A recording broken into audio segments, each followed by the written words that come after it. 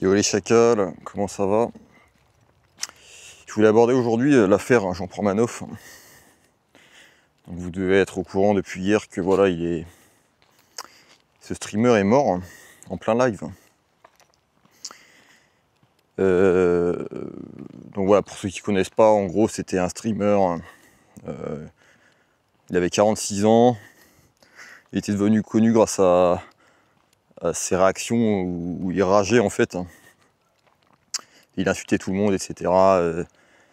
Et depuis quelques années, il était avec une équipe de 2 streamers, Narutovi et Safin, sur la plateforme Kick. Et il streamait régulièrement. Et en gros, les concepts, la plupart du temps, c'était d'essayer de faire rager Jean Pormanoff. Mais ces derniers temps, ces derniers mois, ces dernières années, vraiment, les concepts se sont empirés. Donc c'était voilà, humiliation sur humiliation, maltraitance, etc. envers JP, Jean Pormanoff. Hier, malheureusement, voilà, il est mort en plein live, dans son sommeil. Bon, il y en a qui disent que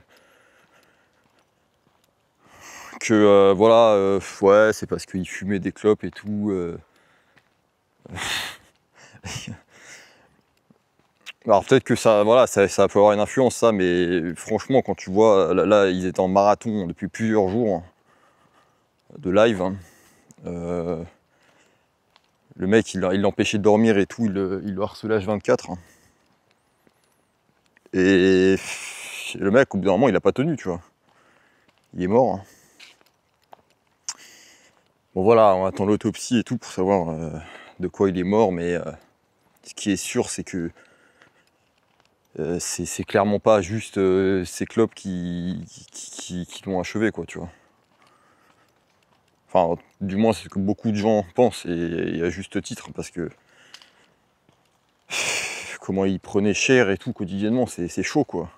Honnêtement, moi, les gars, il y a déjà un mois, j'étais retombé sur des clips de lui sur Twitter. Quand il lui cassait les couilles et tout, il l'humiliait. Je me suis dit, putain, ouais, faut que je fasse un sujet de vidéo là-dessus, parce que c'est chaud quand même, hein. Tout le monde trouve ça normal et tout, tu vois. Au final, je l'ai pas fait cette vidéo parce que bon voilà, j'avais vu la vidéo de The Punisher et tout, j'avais vu des commentaires de mecs qui disaient ouais, mais hors stream ils sont hyper cool avec lui, ils sont hyper gentils, c'est que du show, tu vois. Bon, j'ai pas creusé plus que ça, tu vois. Mais bon, au final j'aurais dû, hein, parce que putain, hier quand j'ai vu le thread avec toutes les dingueries qu'ils lui ont faites dernièrement là, les mecs ils lui vomissent dessus, ils lui tirent au paintball dessus, ils lui mettent des droites et tout, le gars il peut pas se défendre, hein. Il a 46 ans, tu vois. Vous allez me dire, ouais, sous prétexte que ouais, le mec il a un contrat, il est bien payé et tout, bah ça excuse tout. Non, non, non. Ça empirait, tu vois. Même lui, tu voyais Dernièrement, il appelait sa daronne, sa mère, pour lui dire, voilà, ça va trop loin et tout, c'est chaud, tu vois. Le mec, il était clairement sous emprise psychologique et financière. Gros syndrome de Stockholm, tu vois, depuis des années. Et mais tu vois, le truc chaud, c'est que t'avais des dizaines de milliers de viewers qui regardaient ça depuis des années. Mais tu sais, en mode tout le monde trouve ça normal, tu vois. Genre moi, je dis pas, à l'époque, quand il était avec The Kerry 78, là, le youtubeur, hein, Jean Pormanoff, c'était bon enfant, tu vois. Il rageait sur Fortnite, il insultait, ok, c'était cool. Mais après, quand c'est parti en humiliation physique et tout, quotidiennement, c'est devenu chaud, tu vois. Aucun respect pour le mec, tu vois. Et clairement, les gars, l'argent n'achète pas la dignité, tu vois. Pour 6 000 € par mois, moi, je pense que... Parce qu'en gros, il le payait 6 000 € par mois, apparemment. Et eux, ils se prenaient les restes, les autres bénéfices, tu vois, pour leur gueule. Alors je sais pas exactement comment c'était, tu vois, mais de ce que j'ai vu, de ce que j'ai lu, c'était comme ça. Et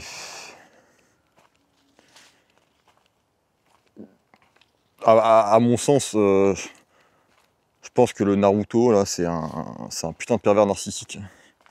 Ça se voit à 500 km. Tu sais, le mec, aucune remise en question. Le mec, sous prétexte que voilà, l'autre, il le paye 6 000 € par mois. Enfin, sous prétexte que Naruto paye 6 000 € par mois, l'autre, là, JP, voilà, c'est pas grave, ça va, tu vois. Avant, il était à la rue, ils l'ont récupéré, je sais pas quoi. Tu vois, pour moi, c'est comme. C'est un peu le même délire de voilà, tu récupères un SDF dans la rue et voilà, tu vas le payer 5 000 € par mois en l'humiliant et tout. Et voilà. Et dans l'histoire, c'est toi le bon gars parce que le gars, tu l'as sorti de la rue et tout. Non, non, non, les gars, ça excuse pas l'argent n'excuse pas tout, hein. Pas les humiliations et tout quotidiennes, tu vois.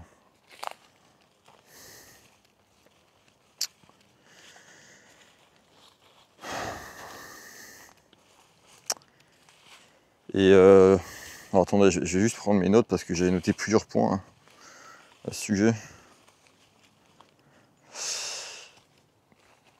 Donc, moi-même, en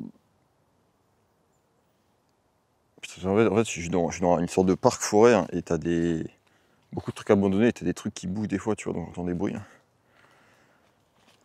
Donc moi-même, hein, JP, je connaissais depuis des années et tout, hein. Et après, voilà, quand il a commencé à traîner avec la team des 2 streamers là sur Quick, j'ai arrêté de le suivre parce que, pas naturellement, genre, je sais pas, même leur concept m'intéressait pas et tout, je trouvais qu'il y avait un truc malsain quand même, tu vois, comment il lui parlait mal H24.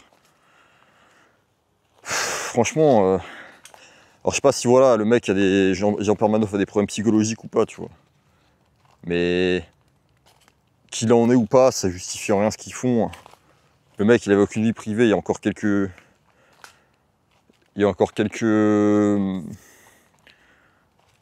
Quelques jours, il fouillait son téléphone et tout.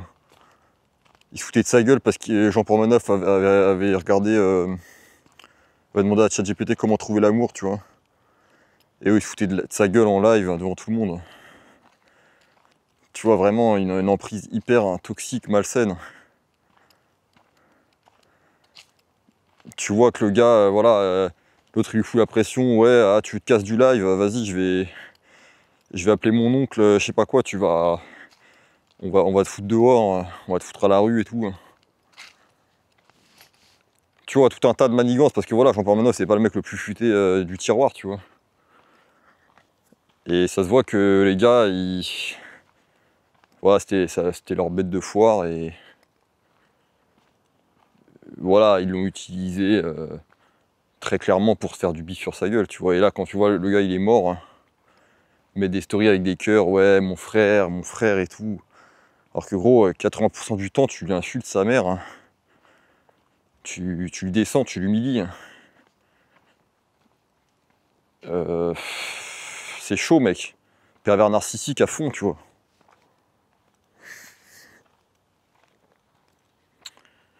Genre vraiment, les gars, là, si vous voulez, il y a un thread en description, hein, avec toutes les dingueries, hein, qui lui ont faites. Enfin, toutes les dingueries, une partie des dingueries. Et putain, ouais, moi j'avais vu quelques trucs, hein, vite fait à l'époque.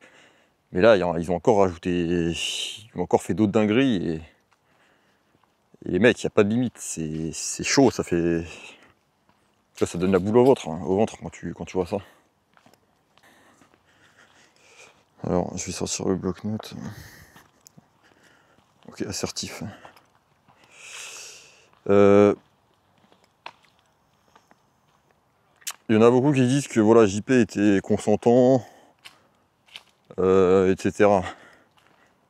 Les mecs, après, il y a consentant et consentant. JP, il a dit plusieurs fois dans des lives que voilà, il veut se casser, il veut tout arrêter.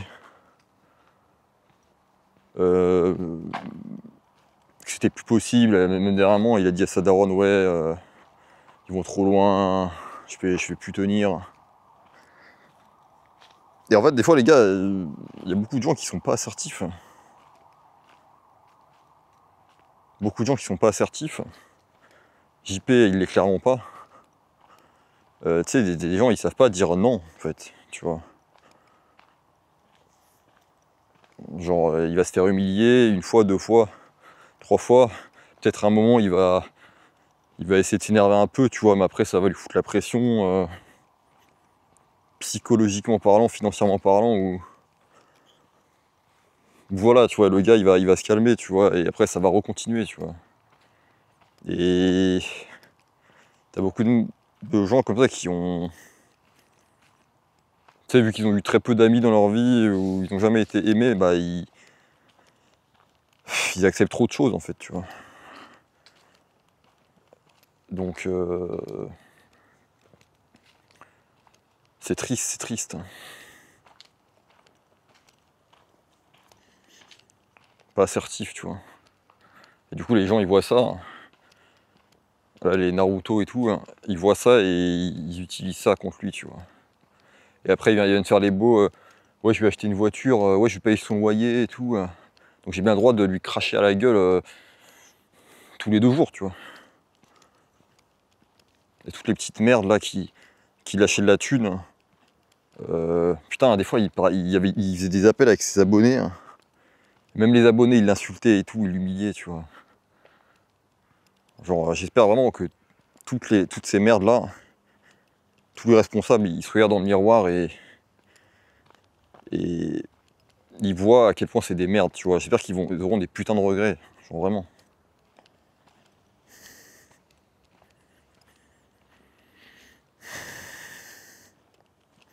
Mais tu vois, c'est triste qu'au final, faut qu'on en arrive là pour que... Bah...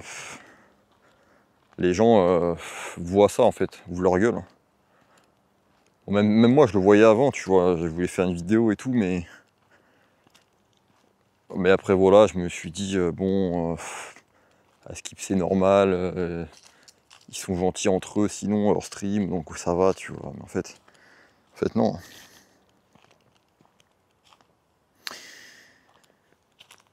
Tu vois, il y a des...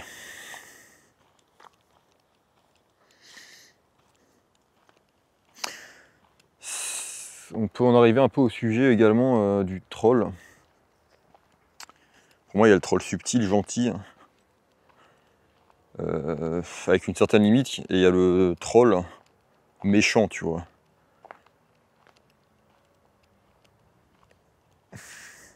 Parce que tu vois, dans le troll, ce qui est marrant, c'est quand tu vas troller un mec, il aura une réaction marrante, il va s'énerver ou je sais pas.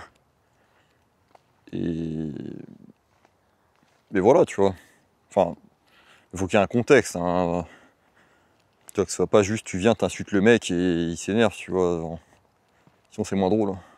Ou pas drôle du tout. Et t'as des mecs, voilà, bah...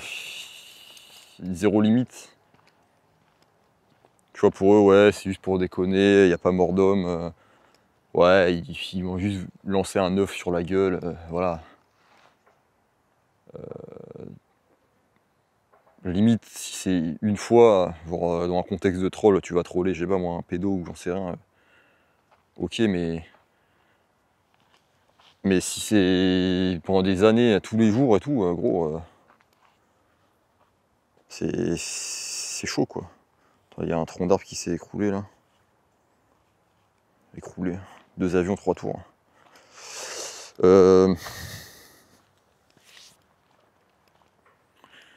Voilà donc. Après tu vois c'est l'époque brain rot TikTok.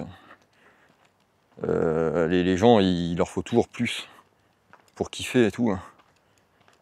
Et bah au bout d'un moment voilà les mecs ils se disent bon le gars si on veut faire plus de viewers bah faut qu'on lui vomisse à la gueule, faut qu'on le tabasse, faut qu'on l'étrangle. Hein. Oh, putain ça l'a étranglé et tout les gars.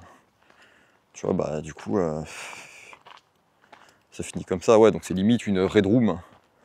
Je crois que ça s'appelle comme ça. Red room ouais. Le bordel. Hein. Red room à ciel ouvert pendant des années en fait. Et tu vois, et des fois les mecs ils faisaient genre Naruto et Safin en mode. Et même les autres là, ils disaient ouais, mais nous aussi on prend des fois, je sais pas quoi. En gros, 90% du temps, c'est JP qui prenait dans la gueule. Tu vois. Et des fois quand il se rebellait, enfin genre quand il se défendait un peu, ça lui mettait 10 fois plus cher après, tu vois. Petit bâtiment abandonné. Ça doit dater de la guerre là. Enfin guerre, ouais, guerre froide, je sais pas où. Beaucoup de. Ouais, des fois t'as un peu tu peux avoir des SDF ou des trucs qui traînent là et qui boivent, tu vois, mais. Bref, revenons-en à nos moutons.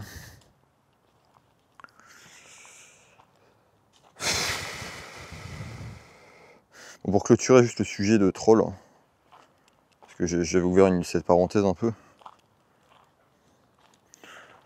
L'humour en vrai c'est des risques.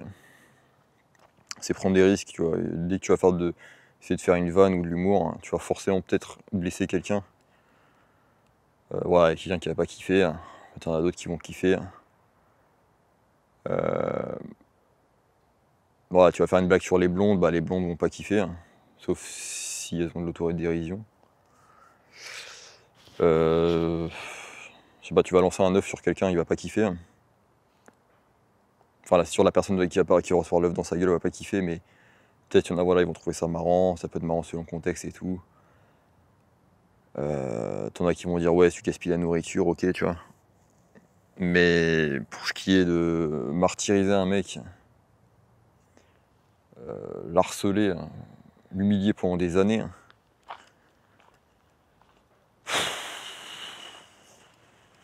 là, c'est même plus une question d'humour, tu vois.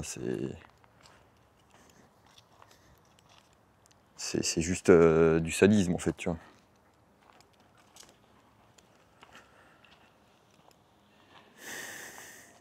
Faut oublier qu'il y a 2% de psychopathes dans la population.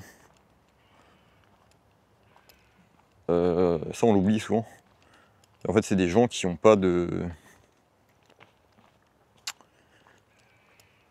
cette partie du cerveau qui gère les émotions, enfin, qui gère l'empathie qui est activée. C'est-à-dire peu importe ce qui se passe, ils ne sauront pas se mettre à la place de l'autre personne. Tu vois. Parce que tu vois, nous quand on regarde les vidéos là, où JP il prend cher, on se dit putain c'est chaud les gars, tu vois, on est triste pour lui. Mais t'en as qui. Ils vont jamais se mettre à sa place, donc ils vont pas trouver ça triste ni quoi que ce soit. C'est dans leur tête, ils vont se dire ah, mec, je t'ai sorti de la merde, 6 000 € par mois, c'est bon, tu dois même me remercier chaque jour, tu vois, pour ça. Et voilà, j'ai eu des mecs qui ont zéro empathie, qui en auront jamais, et ils ont leur cerveau, voilà, totalement. Ils ressentent pas l'empathie. Après, c'est pas forcément des psychopathes. Peut-être ils sont pas psychopathes, enfin dans le sens où ils ont quand même cette partie du cerveau activée. Mais la partie du cerveau qui se dit on va faire du bif avec est plus forte, tu vois. Excuse en fait le reste, tu vois. Donc voilà. Mais c'est comme ça chez beaucoup de monde aussi. Des gens qui vont se dire ouais. Enfin, ils vont trouver des excuses en fait, tu vois. Et leur cerveau va essayer de rassurer pour pas qu'ils ressentent de culpabilité, tu vois.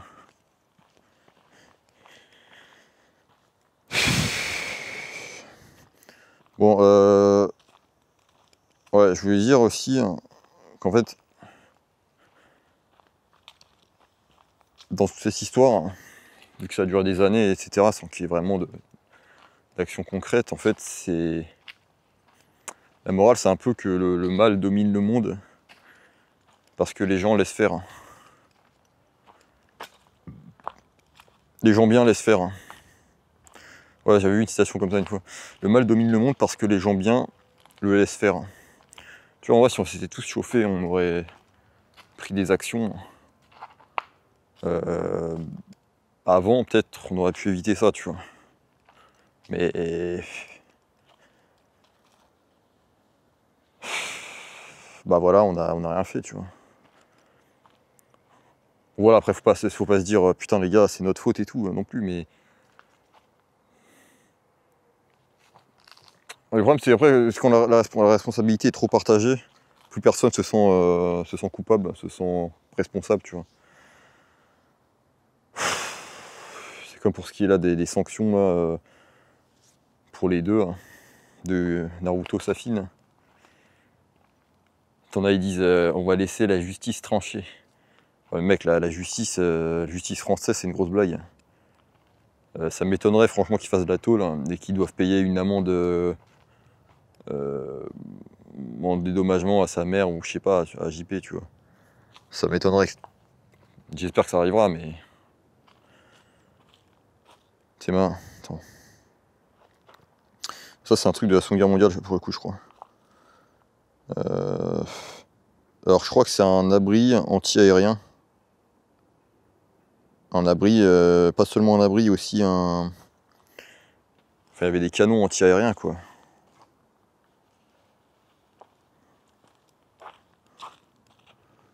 Ouais, il y a de la flotte en bas. Attendez, je vais check vite fait, ouais, sur la map. Bon, c'est pas précis, tu vois, mais. Ouais, fort 17. Ouais, c'était un fort avant, je pense, un abri anti-aérien contre les bails, quoi. Ok, les gars, on enchaîne sur la parenthèse suivante, enfin, le point suivant. Je pense que ça nous a beaucoup chamboulé la mort de JP parce que bah, Diaz s'est passé en live et parce qu'au final, bah voilà, c'est un gars connu qui meurt, hein, on le voit en live et ça nous ramène aussi à notre propre existence. On se dit putain, le mec, voilà, on le connaissait plus ou moins et il meurt comme ça, tu vois. Et parce que des fois on oublie que la mort existe, tu vois. On oublie qu'un jour on va crever. Tu sais, on a trop ce. On pense trop qu'on a une garantie de. Ouais, on va vivre jusqu'à minimum 60 ans, 70 ans. Donc voilà, donc dans ma tête, j'ai planifié ma vie comme ça, j'ai ce laps de temps où je vais faire ça, ça, ça, tu vois. Alors qu'en fait, non, tu peux crever dans ton sommeil à 40 ans, 46 ans, sans vraiment beaucoup de raisons, tu vois. Enfin, comme ça, tu vois, je veux dire.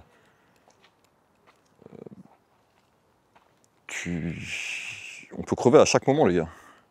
Mais moi, dans une semaine, dans un mois, peut-être je vais crever, tu vois. Donc, faut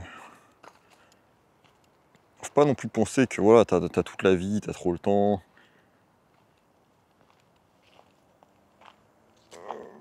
Il faut quand même vivre sans regret, tu vois. Faire les trucs qui te semblent importants. Pas procrastiner trop longtemps.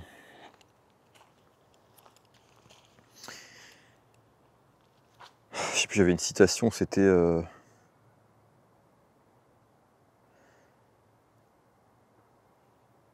un truc genre se rappeler de mourir pour mieux apprécier la vie. Rappelle-toi que tu vas mourir, hein. Memento Moris. Bon, ça, je crois que c'est Game of Thrones. Hein. Je sais pas si c'est dire ça d'ailleurs, ce truc, mais. Rappelle-toi que tu vas mourir. Hein. Quand tu te rappelles que tu vas mourir, tu commences à voir les choses différemment, plus kiffer. Plus voilà, tu te dis, ça se trouve, cette action, ça va être ma dernière. Si ça se trouve, là, ce câlin avec ce pote tactile, ça va être le dernier. Tu vois. Ce au revoir, ça va être le dernier, tu vois. Donc,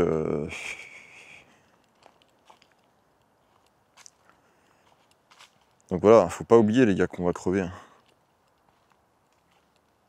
Rien n'est acquis, hein, même, ni même que tu vas vivre jusqu'à 50 ans, mec. Tu vois. Putain, attendez, là, pour le coup, j'étais jamais là. Hein. Ah, donc, attendez, là, ça, c'est... Donc là, il y a un sac plastique et tout. Là, t'as l'entrée d'un hangar. Hangar... je sais pas ce que c'était pour des avions... Non, un avion, ça rentre pas là-dedans. Un verre cassé et tout.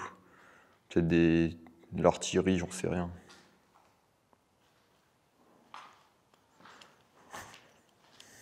Hors sujet, mais la luminosité du... Il gère bien la luminosité sombre, hein, le Osmo Pocket.